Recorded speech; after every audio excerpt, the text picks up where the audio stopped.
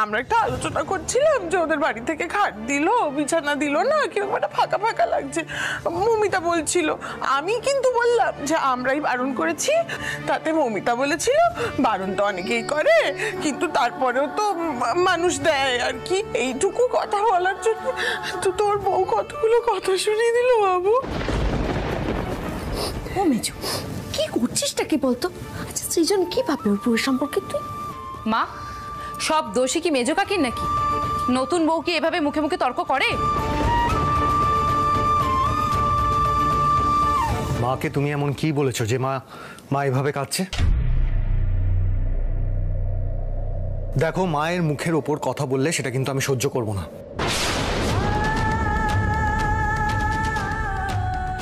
ক্ষমা চাও, এক্ষুনি ক্ষমা চাও।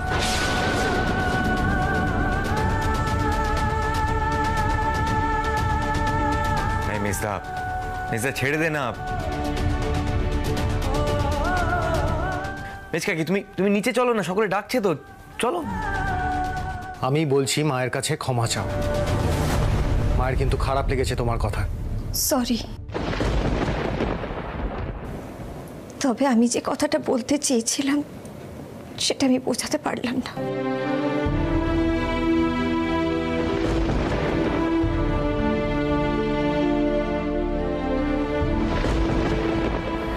আচ্ছা বাবা, ঠিক আছে ঠিক আছে, কাজের বাড়িতে এরকম ভুল বোঝাবুঝি হয়েই থাকে মা। ও মেজো, বাড়ি ভর্তি আত্মীয় স্বজন, কত কাজ পড়ে আছে। চল তো সৃজন। হ্যাঁ মা চলো এখান থেকে, বাবা ডাকছে, চলো।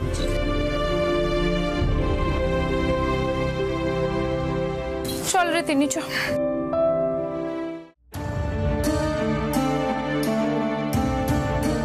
আরে দাদা, প্রিয়তোষ বাবুর কাণ্ডটা দেখো। হ্যাঁ, আরে তোরা কে কোথায় আছিস? উলুদে শাক ভাজা।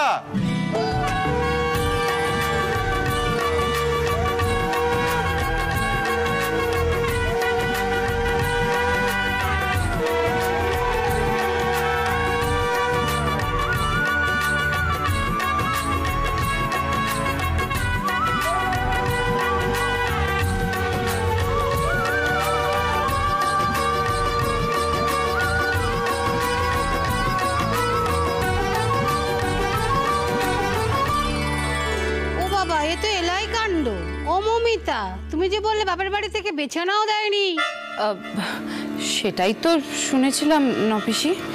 তবে তো বাবু নতুন বউ যা বলেছে ঠিকই বলেছে। বাপের বাড়ি থেকে যার এত কিছু দেয় সে তো বলতেই পারে।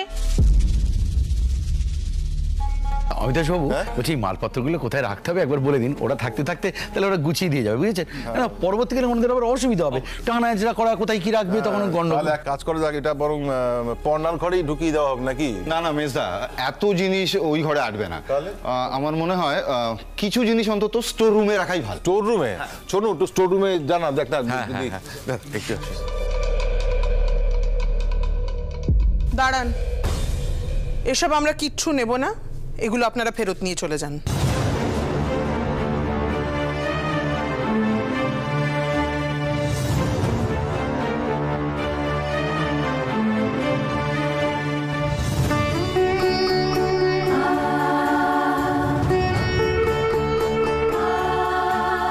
প্রিয়তোষ বাবু এত করে নিয়ে এলেন আর তুমি বলছো এসব নেব না?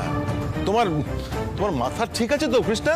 হ্যাঁ, মাথা ঠিক আছে বলেই কথাগুলো আমি বলছি। বেআই মশাই, কিছু মনে করবেন না, কিন্তু আপনাদের এই জিনিসগুলো আমরা নিতে পারবো না। এগুলো নিলে আমার সংসারটা আরো ভেসে যাবে।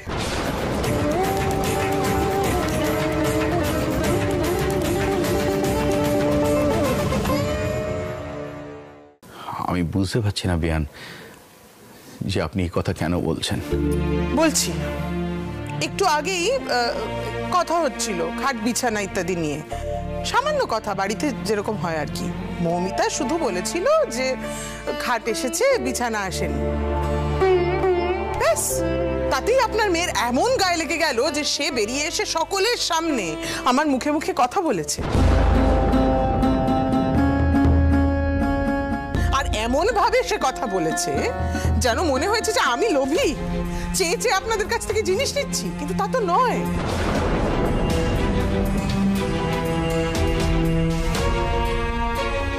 আমাদের যা আছে, যেটুকু আছে, মা মঙ্গলচণ্ডীর কৃপায় আমাদের তাতে চলে যায়।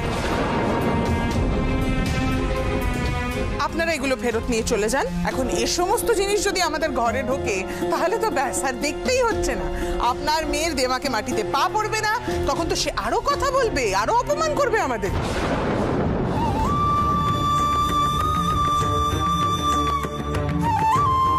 আমি হাত জোর করে অনুরোধ করছি, আপনারা এগুলো ফেরত নিয়ে যান।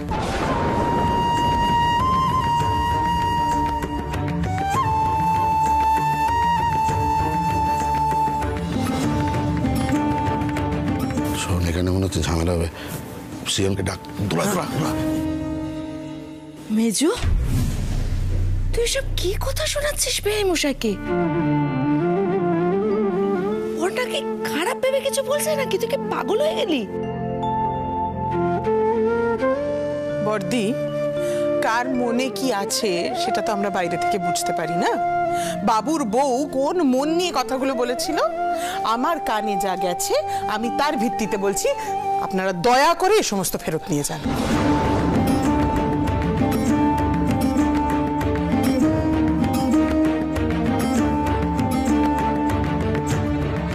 দেখুন বেয়ান, আমার মেয়ে বলে বলছি না, আমার মেয়ে কখনো কাউকে কোনো কটু কথা বলে না।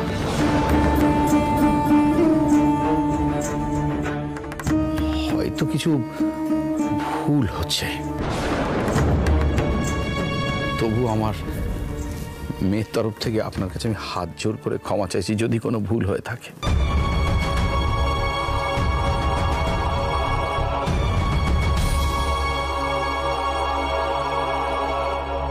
প্রিয়তোষবাবু, আপনাকে একটা কথা বলি। আপনি নিজে তো কুটুম্বিতা শেখেননি, সব থেকে দুঃখের কথা হচ্ছে আপনার ছেলে মেয়েকেও সেটা শেখাননি।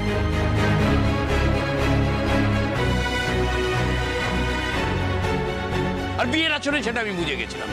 এই জন্য সৃজনকে আমি বরের আসন থেকে তুলে আনতে চেয়েছিলাম। এই দেখুন দেখুন দেখুন দেখুন, নতুন বউ কিরকম কোণের আসন থেকে উঠে এসছে দেখুন। শর্মানি, তুই পর্ণাকে নিয়ে এখানে এলে কেন? তোর কি বুদ্ধি শুদ্ধি সব গেছে সর্বাণী? যা, পর্ণাকে ভেতরে নিয়ে যা। না বাবা, পর্ণা আর ভেতরে যাবে না।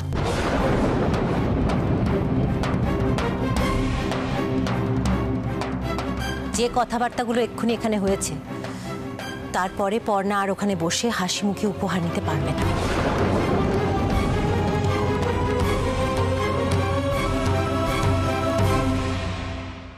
দিদি, কি বলছিস কি তুই?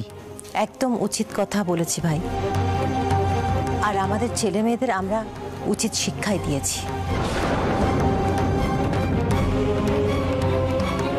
পর্ণা সবসময় ন্যায্য কথাই বলে, এমনকি আমাকেও ন্যায্য অন্যায্য বোঝায়।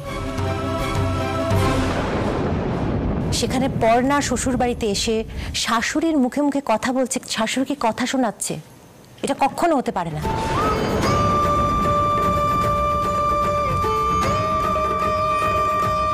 এত বড় বদনাম আপনি আমার মেয়েটার সম্পর্কে দিতে পারলেন এই 5 জনের সামনে?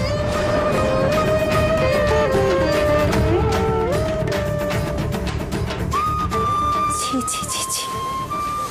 আর তুমি সব কথায় হাত জোর করছো কেন? আগে দেখো পর্ণা কোনো অন্যায় করেছে কিনা।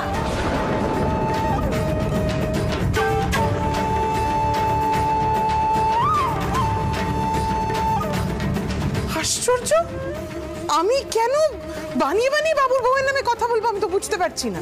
দেখ বাবু, দেখ, তোর বউ বাপের বাড়িতে ফোন করে শ্বশুর বাড়ি সম্পর্কে কি বলেছে, যার জন্য ওনার আমার সম্পর্কে খারাপ ধারণা হয়েছে।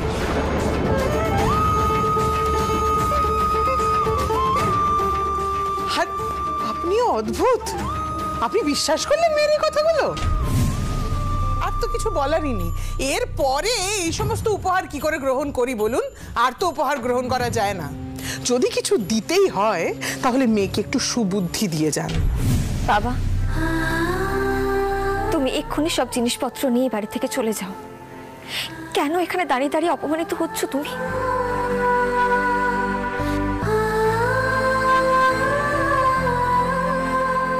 আমিও আর কোনো অসম্মান সহ্য করবো না, এটা আমি ঠিক করে ফেলেছি বাবা। শোন মেজো, শোন, এই হচ্ছে দত্ত বাড়ির বউ।